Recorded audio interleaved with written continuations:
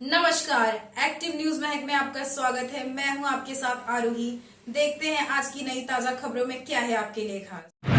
गणपती बाप्पा मूर्ती छत्रपती शिवाजी महाराज की जय जय भवानी जय शिवाजी।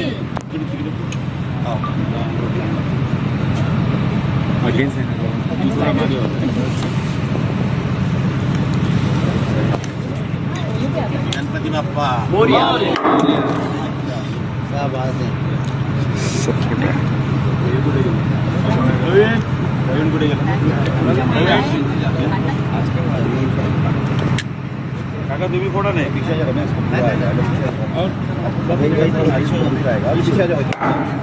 तो पूरा आएगा ये भाई थोड़ा पीछे पीछे ना थोड़ा सा कोण राहिलं रे बाप वाटक कुठे गेला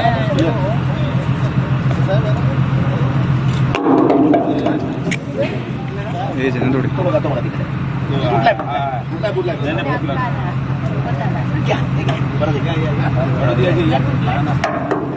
गणपती बाप्पा सम्राट बाळासाहेब ठाकरे यांचा सम्राट बाळासाहेब ठाकरे ले लेंगे ना अभी थोड़ा बैठ गया।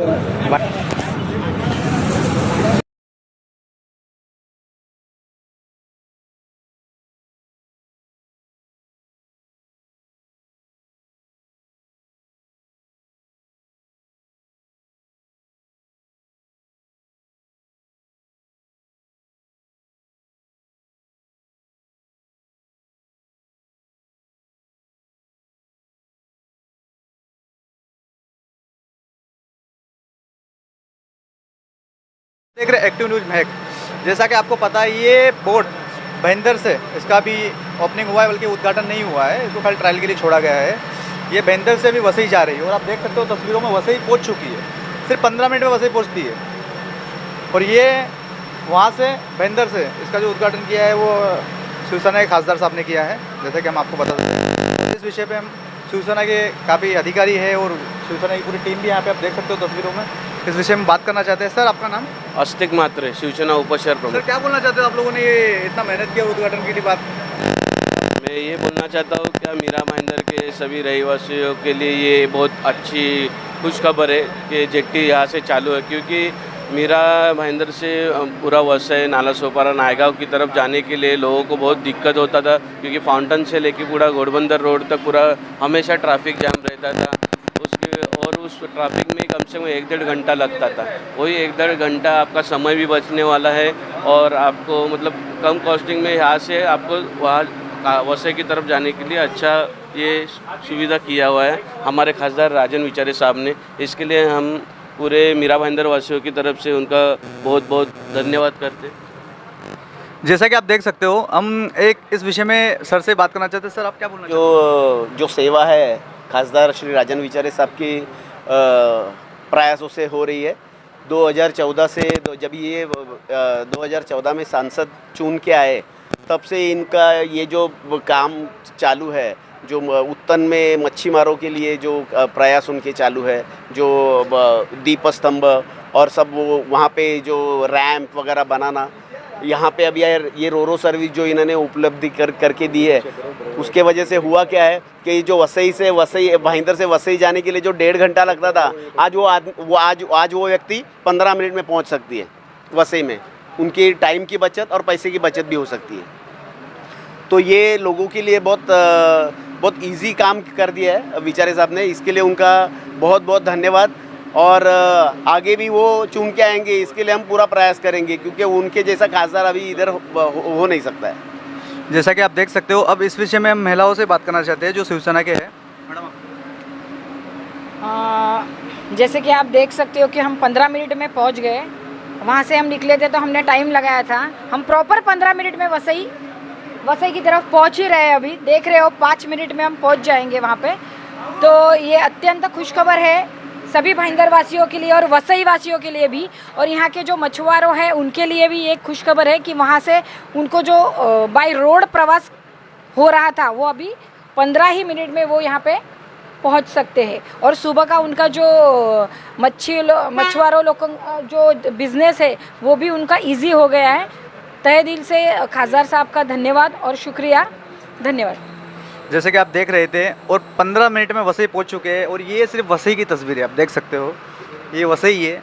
और हम पहले आपको दिखाएंगे भयंदर की तस्वीर, फिर दिखाएंगे वसई की। अभी ये वसई की तस्वीर है और हम इस विषय में आपको बता देते हैं कि हमने पहले भी आपको बताया था कि इसका उद्घाटन अभी नहीं हुआ है कुछ कारणों की वजह से।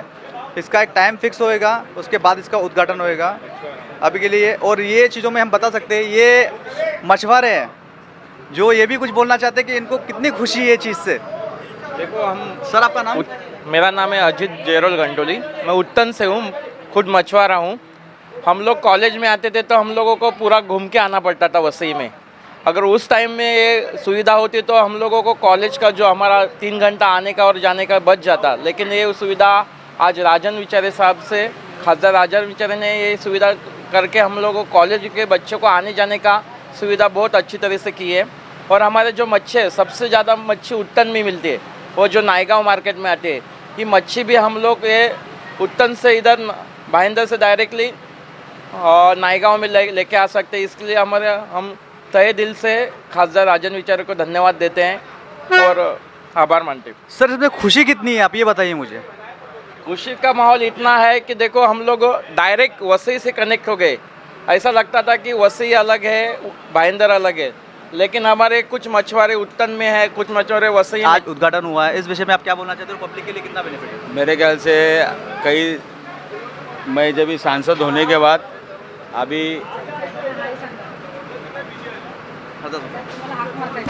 ये उद्घाटन हुआ है, इस विषय में आप क्या बोलना चाहते हो? ये उद्घाटन मैं सांसद होने के बाद 2014 के बाद में ये जो प्रोजेक्ट था भाईंदर टू वसई, ये जो रोरो सर्विस है वो रोरो सर्विस का भाईंदर आणि वसईकरांसाठी 35 परवडे काय सांगाल? मला वाटतं ह्या ही रोरो सेवा याचे साक्षीदार मला वाटतं सर्व मीडियावाले आहेत, कारण तुम्हीसुद्धा माझ्याबरोबर आपण पाहणी करतोय। 2014ला जेव्हा मी खासदार म्हणून निवडून आल्यानंतर ही संबंध वाहतूक कोंडी लक्षात घेता आज या ठिकाणी आपण वॉटरवेज असायला पाहिजे आणि म्हणून आपण एक प्रेझेंटेशन महापालिका आयुक्त जयस्वाल साहेब यांच्या माध्यमातून त्या ठिकाणी आदरणीय केंद्रीय मंत्री त्यावेळचे गडकरी साहेब यांच्याकडे आम्ही संपूर्ण 5 महापालिका वसई, मीरा भाईंदर, ठाणे, कल्याण डोंबिवली आणि ह्या सर्व महापालिकेला अनुसरून या ठिकाणी कशा पद्धतीने ह्याचं प्रेझेंटेशन या ठिकाणी आम्ही सादर केलं आणि गडकरी साहेबांनी मला वाटतं त्या संबंध प्रेझेंटेशन बघितल्यानंतर त्यांनी आम्हाला त्यावेळेला सांगितलं की या सर्व काम तुमचं आम्ही घेऊ, कारण या वॉटरवेज तयार करण्याचं काम मला वाटतं आम्ही सर्व देशामध्ये घेतो आहे आणि हे सुद्धा तुमची मंजूर करू। आणि मग त्यावेळेला या सर्व जेटी मंजूर केल्या। सुरुवातीला 12 जेटी होत्या, त्यानंतर मग दुसरे मंत्री आले, गडकरीनंतर मांडविया साहेब आले आणि त्यांच्याकडे सुद्धा आम्ही ते प्रेझेंटेशन दाखवलं आणि त्यानंतर ह्या संबंध ह्या पहिल्या टप्प्यामध्ये या भाईंदरच्या जेटीचं काम या ठिकाणी घेतलं होतं। परंतु हे काम करत असताना मला वाटतं भाईंदरची जेटी CRZ आणि इतर सर्व परमिशन आपल्याला मिळाल्या, परंतु वसईची जी जेटी त्या ठिकाणी होणार होती त्या ठिकाणी भरपूर अशा अडचणी होत्या। त्यामध्ये CRZची अडचण होती, ती परमिशन देत नव्हते कारण ती साईड चुकीची होती आणि म्हणून मग त्यावेळेला आपण त्या ह्याची मागणी केली त्यावेळेला की ही साईड चेंज करून द्या आणि त्यावेळेला आपण ती साईड चेंज केली। त्यानंतर परत एकदा परमिशन CRZची आपण घेतली आणि ते काम सुरू व्हायला जवळजवळ 2-2.5 वर्ष लागली, तोपर्यंत ही भाईंदरची जेटी त्या ठिकाणी तयार झाली। त्यानंतर दुसरी अडचण आली की त्या ठिकाणी जुना रेल्वेचा जो ब्रिज होता त्या रेल्वेच्या ब्रिजवरती त्या ठिकाणी तुम्ही बघितलं असेल जुना ब्रिज त्या ठिकाणी पाण्यामध्येच होता आणि त्याच्यामुळे ते बोट क्रॉस होत नव्हती, त्यामुळे काम करण्याचा अडथळा येत होता आणि म्हणून त्या ठिकाणी आपण बघितलं की त्या रेल्वेला मग विनंती केली की तुम्ही तो जो ब्रिज आहे जुना तो तोडायला पाहिजे होता, परंतु तो पाण्याखालचं ते तसंच ठेवलं होतं, ते तोडायला लावलं। त्यानंतर एक पाचू म्हणून गाव होतं, पांजू त्या पांजू गावाच्या ठिकाणी त्यांना एक पाईपलाईन त्या रेल्वेच्या ह्याच्यावरनं गेली होती, ती सुद्धा शिफ्ट करायची होती. ती सुद्धा त्यासाठी सुद्धा त्या ग्रामपंचायतला त्यांच्याकडे पैसे नव्हते. मग त्यावेळेला आपण ते BMCला सांगून त्या ठिकाणी ती लाईन शिफ्ट करून घेतली आणि अशा पद्धतीने अनेक अडथळे या ठिकाणी 7 ते 8 वर्षामध्ये आले. परंतु सर्व अडथळे पार करून मला वाटतं मागच्याच 15 दिवसापूर्वी आपण इथे मीडिया सकट या ठिकाणी व्हिजिट केली होती आणि ते सर्व काम पूर्ण झालं. आणि त्यानंतर आपण त्यांना सांगितलं की बाबा आता तुम्हाला हे काम पूर्ण झालेलं आहे, आता तरी कमीत कमी याचं लोकार्पण करा. तर त्यांनी आता हे प्रायोगिक तत्वावरती हे आज या ठिकाणी चालू केलेलं आहे आणि खऱ्या अर्थाने वसई असेल किंवा भाईंदर असेल इथल्या लोकांसाठी आनंदाचा क्षण आहे. या ठिकाणी आपण ज्यासाठी 1.5 तास लागतो तो 10 ते 15 मिनिटामध्ये या ठिकाणी आपण जाणार आहोत आणि त्याचे साक्षीदार तुम्हीच आहात. धन्यवाद. आणि खूपच आनंद होतोय की हा प्रवास एक 15 ते 20 मिनिटामध्ये होणार आहे.